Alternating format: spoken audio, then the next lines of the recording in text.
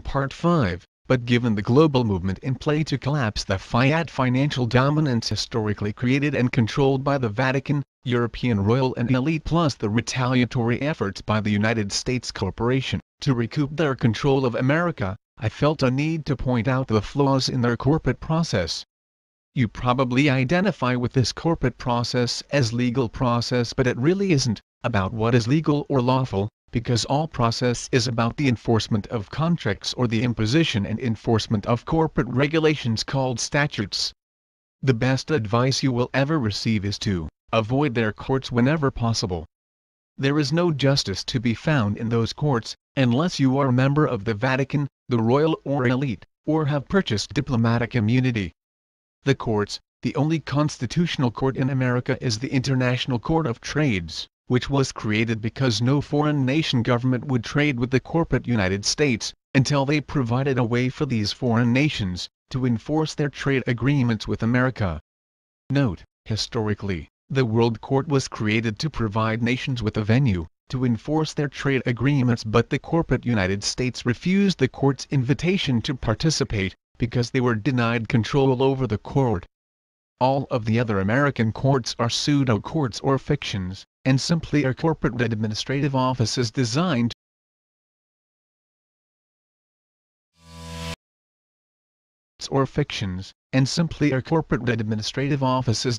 to resemble courts, and all of their judges are simply executive administrations designed to resemble judges. The purpose of these pseudo-corporate courts are only to settle contract disputes, and since George Washington's government was military in structure, if either party refuses to participate, these courts cannot become involved and the dispute is dead in the water.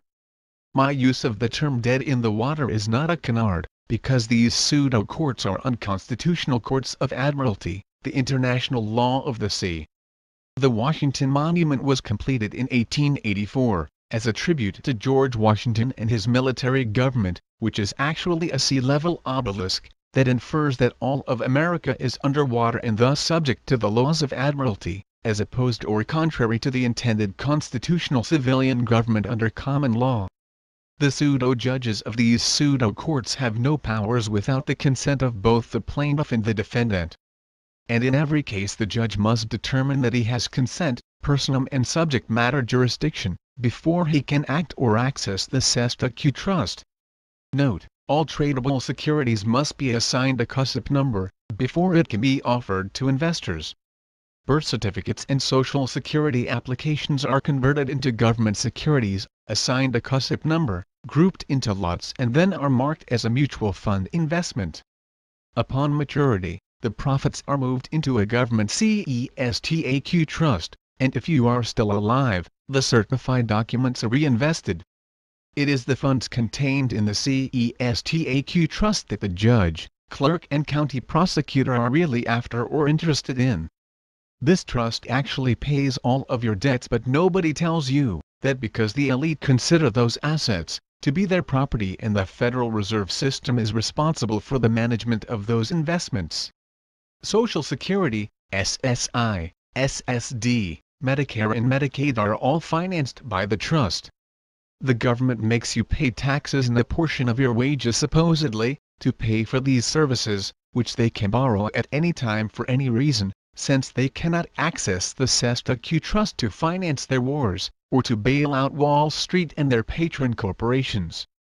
The public is encouraged to purchase all kinds of insurance protection, when the trust actually pays for all physical damages, medical costs, new technology and death benefits.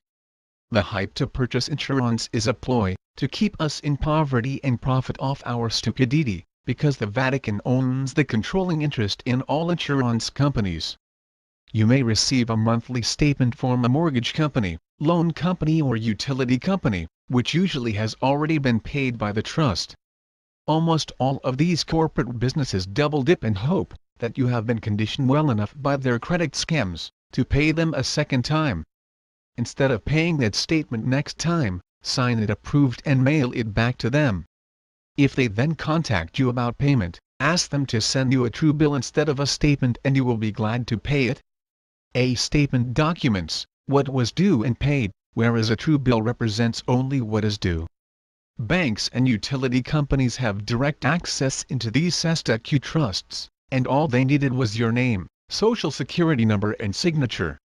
Criminal law. There are no criminal laws in America, because criminal laws would imply that the corporate United States government are sovereign, that have absolute power over all living, flesh and blood Americans, which of course is not true, because a corporation is a fiction and therefore cannot be sovereign. Man is sovereign and is in control of his own destiny, and one day he will finally wake up and realize this to be true.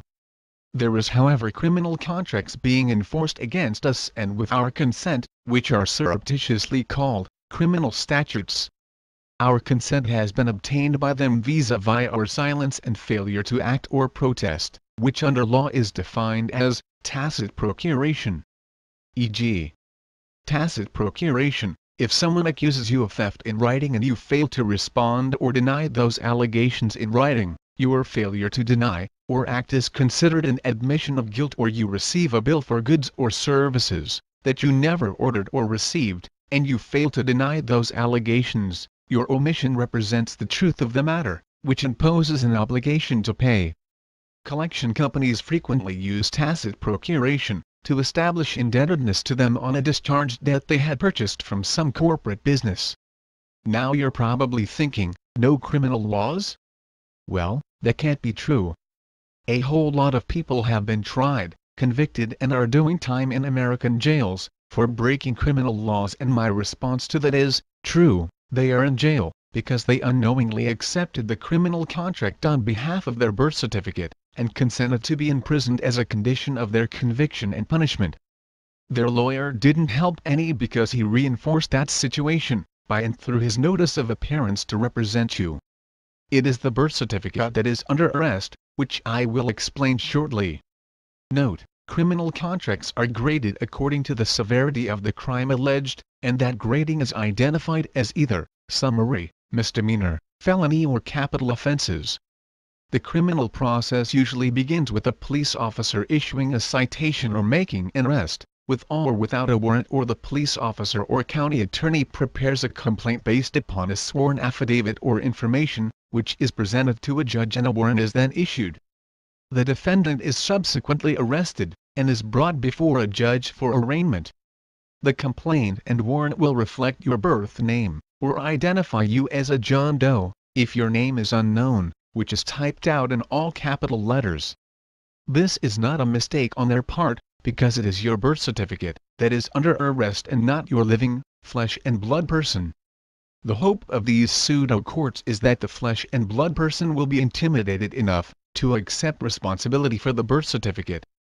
Sounds crazy, but nothing is what it seems. It's all smoke and mirrors. Most police officers do not know or have these details and believe in what they are doing, and believe the lawyers who counsel them in law like they are gods. Big mistake on their part, because just like everyone else, they too have been vigorously lied to. You can't trust lawyers to be inherently honest. Police officers are instructed to always print or type the defendant's name in capital letters, but they are never told the reason why. As a precaution, you should always carry a copy of your birth certificate with you as part of your identification papers, which I will explain in the next paragraph.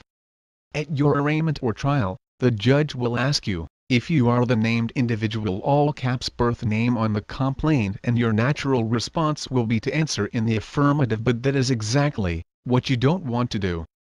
Remove your birth certificate and respond to him by stating, "I am making a special limited appearance on behalf of the defendant, who is right here," and hold up your birth certificate. Then state the following: "As I understand this process, Judge, the county attorney or police officer has leveled a criminal charge with the clerk and against the trust, using the all-caps name that appears on this birth certificate. The use of capital letters is dictated by the U.S. Printing Style Manual, which explains how to identify a corporation. The clerk, who is the administrator of the CESTAQ trust, then appointed you, Judge, as the trustee for the trust, and since neither of you can be the beneficiary, that leaves me, and therefore you are my trustee. So as my trustee, I instruct you to discharge this entire matter with prejudice and award the penalties for these crimes to be paid to me in compensation and damages for my false arrest." The trustee judge has no alternative but to honor your demands, but you have to get this right and act with confidence. You really need to know this information well, so that you can't be hoodwinked or confused by either of them. They will or may attempt to play some mind games with you if you display any doubt, stammer or display a lack of confidence. Appearances. The pomp and majesty of these pseudo-courts is totally for your benefit, and is intended to invoke fear and intimidation. If you show fear or intimidation, you get a pony ride. Note: I've seen and heard of judges and prosecutors interfering with a defendant's response, which made the defendant become confused, and he was subsequently committed into a mental hospital for psychiatric evaluation. The judge and prosecutor successfully twisted what the defendant was trying to say, and then the judge ordered a mental evaluation. Understand that the county attorney will be forced to pay the cost of court out of his own pocket if the case is discharged, so he isn't going to give up that easily, and the judge, clerk and county attorney stand to make a pretty penny of your conviction and incarceration. So don't screw it up. If the county attorney begins to act too cocky with you, you can take the wind out of his sails by asking him to produce the 1020 for this case. If he denies the need to do such a thing, inform him that you will be taking care of that for him ASAP as soon as possible. He may move for a discharge at that point, because you are a little too dangerous or smart. The last thing the prosecutor wants is the IRS examining his files for the last 7 years, because he makes money on every conviction but he doesn't pay taxes on them as a rule. He usually only declares the salary he receives. Also, should you accidentally find yourself in a mental hospital, the psychiatrist who is assigned or appointed to evaluate you is just as corrupt as the judge, clerk and county attorney, and he will falsify all of your responses to him, just so that you are recommitted back into the mental facility with a review in 6 months. So lie to him, and deny that you ever made such remarks. Of course, if you accept the criminal charges against your birth certificate, then you will instantly be deemed sane.